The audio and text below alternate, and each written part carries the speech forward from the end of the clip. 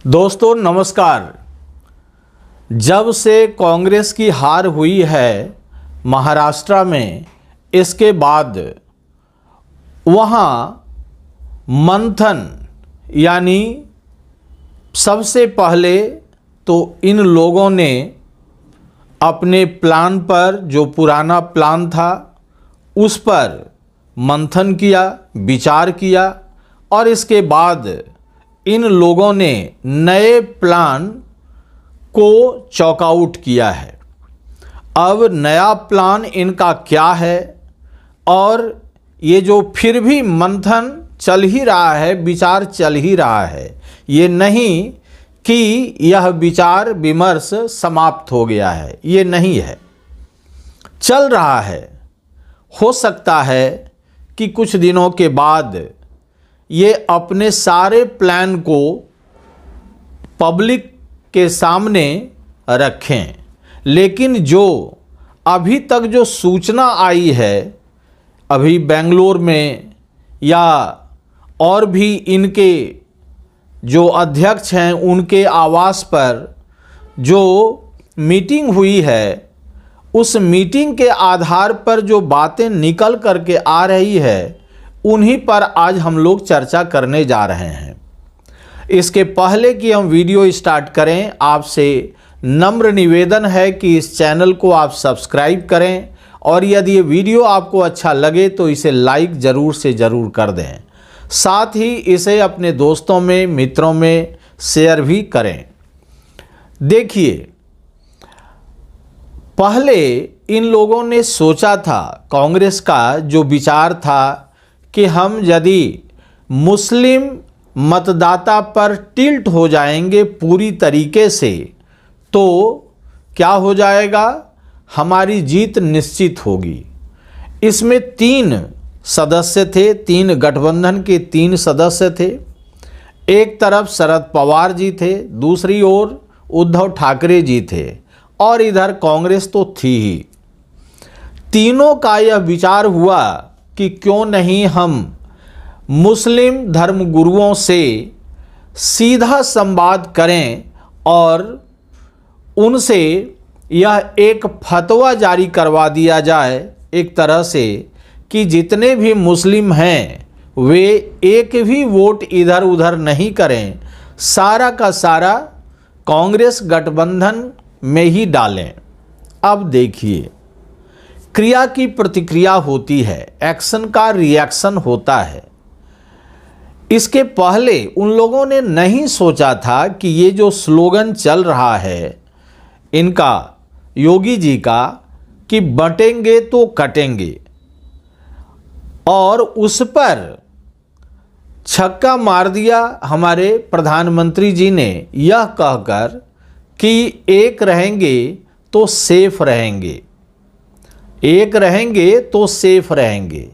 यानी नीचे से ऊपर तक इन लोगों ने एक ऑब्जेक्टिव को चलाया, एक स्लोगन को चलाया, और उस स्लोगन के विपक्ष में क्या हुआ, मुस्लिमों पर एक रूप से ये एकदम निर्भर हो गए कि मुस्लिम का वोट तो एक रूप में मिलेगा, सॉलिड वोट मिलेगा, और दूसरी ओर हिंदुओं का वोट जो सदा से होता आया है वह बंटेगा ही, और इसके बाद जीत पक्की हो जाएगी।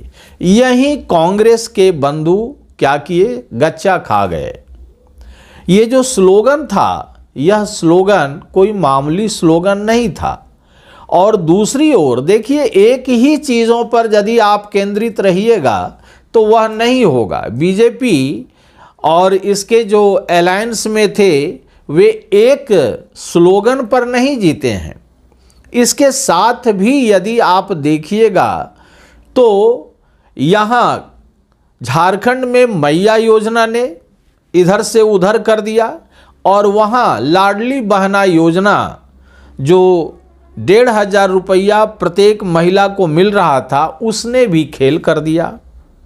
और इसी खेल के कारण क्या हुआ कि वहाँ महिलाओं का वोट प्रतिशत बहुत ज़्यादा रहा। जैसे झारखंड में महिलाओं का वोट प्रतिशत बहुत ज़्यादा रहा, वैसे ही वहाँ भी झारखंड में तो यह बजाबता आप देखेंगे कि कैबिनेट से पास करा दिया गया, जिससे कि लोगों में यह कोई आशंका नहीं बनी रहे कि 2500 रुपया दिसंबर से नहीं मिलेगा। ये आशंका को हेमंत सोरेन जी ने खत्म कर दिया और उन सारे चीज़ों को कल्पना सोरेन लेकर के पूरे महिला समाज में इस प्रकार से छा गईं कि फिर महिलाओं का हुजूम उमड़ पड़ा और झारखंड का रिजल्ट आपके सामने है। यह माना जा रहा था कि ये यहाँ झारखंड मुक्ति मोर्चा जीतेगी, लेकिन इतने मतों से जीतेगी, इतने माने पूरा जो 2/3 बहुमत का अंतर है वो रहेगा, ऐसा नहीं माना जा रहा था, लेकिन वैसा हुआ भी। उसी प्रकार से महाराष्ट्र में यह सोचा जा रहा था कि यदि कोई हिंदू कुछ एक हुए भी तो माने बैलेंस में रहेगा वोट, यानी उधर भी मजबूत रहेंगे, इधर भी थोड़ा बहुत मजबूत स्थिति रहेगी, यानी दोनों को बराबर बराबर बांटने का प्रयास किया गया था लोगों के द्वारा। लेकिन माने ऐसा हुआ कि 288 में से आप देखिए कि 49 पर 49 पर ये तीनों पार्टियां सिमट गई, तीनों की तीनों पार्टियां सिमट गई। इसमें मुख्य भूमिका क्या निभाया गया जानते हैं? ये मुस्लिम धर्मगुरुओं के द्वारा जो 17 डिमांड किए गए थे, वह ऐसा डिमांड था जिससे कि प्रतिक्रिया होना स्वाभाविक था, और जो दूसरे पक्ष थे उन्होंने उसे इनकैश किया अच्छे ढंग से। पब्लिकली उन 17 बिंदुओं पर लोगों के बीच में जा कर के दिखाया गया कि देखिए आपके विरुद्ध क्या हो रहा है, और इसका नतीजा इलेक्शन में किस प्रकार से आया यह बताने की ज़रूरत नहीं है। तो कोई एक फैक्टर से चुनाव में विजय प्राप्त किया जाता है, ऐसा कुछ भी नहीं है। So many factors are there. कोई एक फैक्टर रहे तब तो, बहुत सारे फैक्टर एक साथ आ जाते हैं। हाँ, एक लीडिंग फैक्टर होता है, और लीडिंग फैक्टर के चारों तरफ जितने अन्य छोटे छोटे फैक्टर्स हैं वो एग्लोमोरेट हो जाते हैं, और तब एक बहुत बड़ा है ना फैक्टर का समूह बन जाता है, और इस समूह के आगे जो विपक्षी दल में हैं, जो विपक्ष में हैं, वे धराशायी हो जाते हैं। झारखंड में वही हुआ और महाराष्ट्र में भी वही हुआ। ऐसे देखा जाए तो महाराष्ट्र में भी जीत जो पार्टी सत्ता में थी उसको मिली, और यहाँ भी जो पार्टी सत्ता में थी उसे मिली। अंतर क्या हुआ दोनों जगह जरा सा देखिएगा। वहाँ भी बम्पर वोट से जीती, और यहाँ भी झारखंड में भी बम्पर वोट से जीत हुई है। दोनों के अंतर को देखिए, वहाँ भी लाडली बहना योजना, यहाँ भी मैया योजना, दोनों का। और वहाँ पर क्या हुआ, वहाँ एक देखिए, ये यदि आप माने वे कांग्रेस लेड जितने भी उसके संगठन थे या जो भी घटक दल थे, उन लोगों ने यदि मुस्लिम धर्म गुरुओं का इतना साथ नहीं लिया होता तो मेरे हिसाब से थोड़ा अच्छी स्थिति में वे रहते। एकदम पासा पलट गया।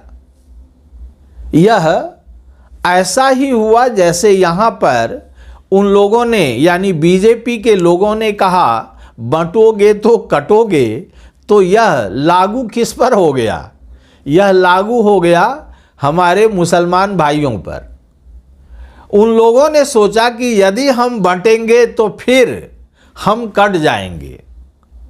हिंदुओं पर लागू नहीं हुआ, और हिंदुओं पर लागू नहीं होने के कारण ही यहां इस प्रकार की भयंकर जीत जेएमएम को मिली। तो ये सारी चीजें हैं। आप यदि एक तरफ वहां पर इसी प्रकार से देखिए, यहां यदि जेएमएम भी इस प्रकार से मुस्लिमों के साथ यदि ऐसा कुछ करती तो यहां भी हिंदू उसी प्रकार से एक रूप में आ जाते। लेकिन यहां नेपथ्य में था, सारा चीज नेपथ्य में था, अंडर द वेल, पर्दे के नीचे था जो कुछ भी हुआ। और वहां तो एकदम बजाबता ऑन कैमरा हुआ सब कुछ। तो ये पब्लिक के नजर में आ गया और वहां वे पकड़ा गए। और इस पकड़ के कारण क्या हुआ कि बुरी तरीके से हार हुई। तो मेरा यहां पर यही कहना है कि उन लोगों ने इस पर विचार किया और इसके बाद संगठन को मजबूत करने पर जोर दिया जा रहा है। जिस प्रकार से बीजेपी का संगठन है और जेएमएम का जिस प्रकार से संगठन है यहां, उस प्रकार से संगठन को मजबूत करने का प्रयास किया जा रहा है। उसके लिए आह्वान किया गया है अपने कार्यकर्ताओं के साथ। देखिए, कार्यकर्ताओं के साथ रिलेशन नहीं है। जिस प्रकार से बीजेपी का कार्यकर्ताओं से निकटता है, जेएमएम का तो और है। जेएमएम तो एकदम अपने आप को, जिनके इनके कार्यकर्ता हैं, पूरे समर्पित कार्यकर्ता हैं, माने जान देने के लिए तैयार हैं जेएमएम के कार्यकर्ता। तो इस प्रकार से बीजेपी के कार्यकर्ता जरा श्रूड हैं, वे उस प्रकार से नहीं हैं। लेकिन कांग्रेस के कार्यकर्ता तो मुझे नहीं लगता है कि उनका कहीं जो आला कमान है उसके साथ अच्छा जो है इंटीमेसी है, ऐसा मुझे नहीं लगता है।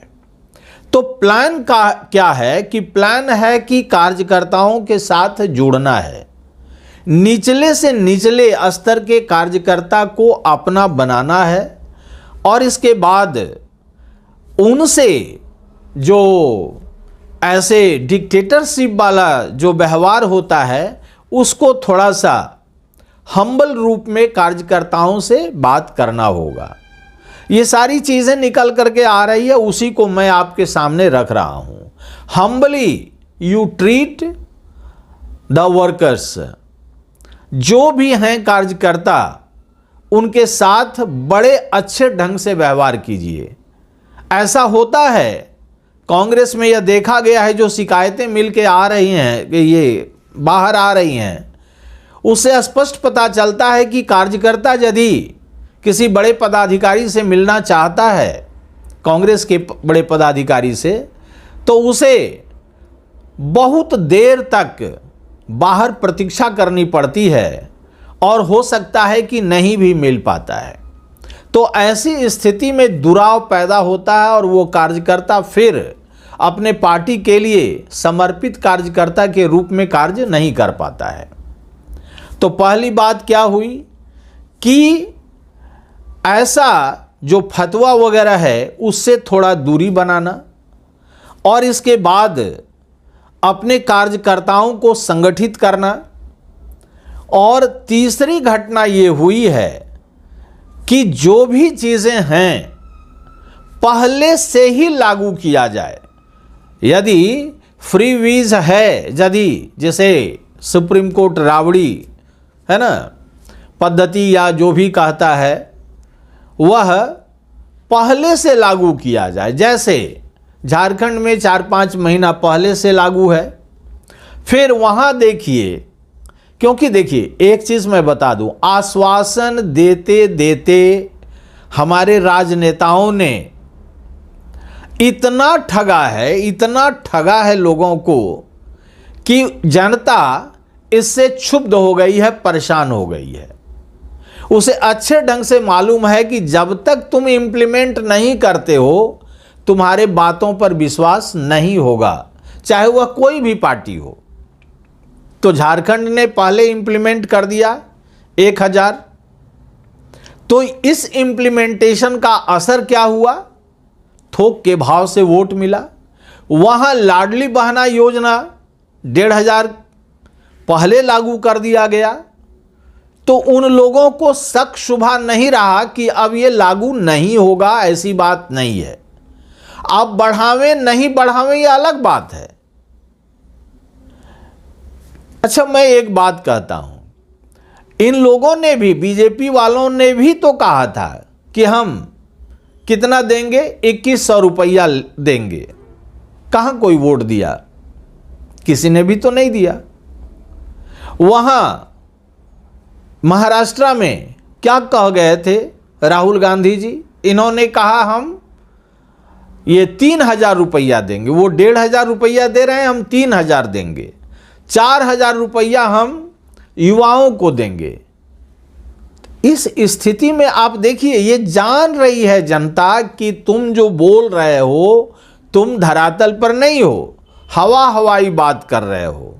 इसीलिए हवाई बात करते करते आज 70-72 वर्ष हो गया। इस रूप में जनता आपको अच्छे ढंग से, यानी आपको मन से सभी राजनेताओं को, चाहे वह बीजेपी हो, कांग्रेस हो, जेएमएम हो या राजद हो, सभी को उन लोगों ने परख लिया है। इसीलिए कहते हैं कि पहले दो तब वोट के अधिकारी बनो। अब तो बात साफ है भाई। अब जनता के नज़र में आ गया है कि आप जब वहां जाते हैं तो आपको कुछ न कुछ मिलता तो है, तो उस मिलने में हमारा भी कमीशन दीजिए, नहीं तो हम कैसे देंगे। एक महिला कह रही थी 1000 तो मिले छो, यानी 1000 तो मिलता है, ठीक है, लेकिन वोट कैसे देंगे? पहले तो हमको देता था ना, इस बार नहीं देगा तो वोट देने नहीं जाएंगे। और वो इशारा कर रही थी इस प्रकार से, मैंने पहले 500 रुपया देता था तो हम वोट देते थे, इस बार 500 रुपया नहीं देगा क्या? नहीं देगा तो हम वोट देने नहीं जाएंगे। सी देखिए किस प्रकार का माहौल लोगों ने बनाया है। तो ऐसे माहौल में आप क्या सोच सकते हैं? तो इसीलिए महाराष्ट्र के चुनाव के बाद ये जो मंथन शुरू हुआ है, विचार विमर्श जो शुरू हुआ है, इस विचार विमर्श में आप यही देखिए कि हो सकता है कि कांग्रेस आगे आने वाले समय में अपने को सुधारे, और जब सुधार लेगी तो मुझे पूर्ण आशा है कि यह बीजेपी को टक्कर देने के बराबरी में आ जाएगी। हो सकता है कहीं टक्कर नहीं बल्कि बीजेपी को नीचे भी नहीं कर दे, क्योंकि इसका बहुत पुराना आधार है और इस पुराने आधार में इससे बीजेपी टक्कर नहीं ले सकती है। हालांकि बीजेपी के साथ आरएसएस भी जुड़ा हुआ है, और आरएसएस जब जुड़ा हुआ है तो दोनों के संगठन मिलकर के कार्य तो धरातल पर करते हैं, और उसी का नतीजा आप महाराष्ट्र चुनाव में देख सकते हैं। तो इस वीडियो में इतना ही। यदि यह वीडियो आपको अच्छा लगा हो तो इसे लाइक करें, शेयर करें और कमेंट सेक्शन में जाकर अपनी बहुमूल्य राय मुझे ज़रूर से ज़रूर दें। धन्यवाद।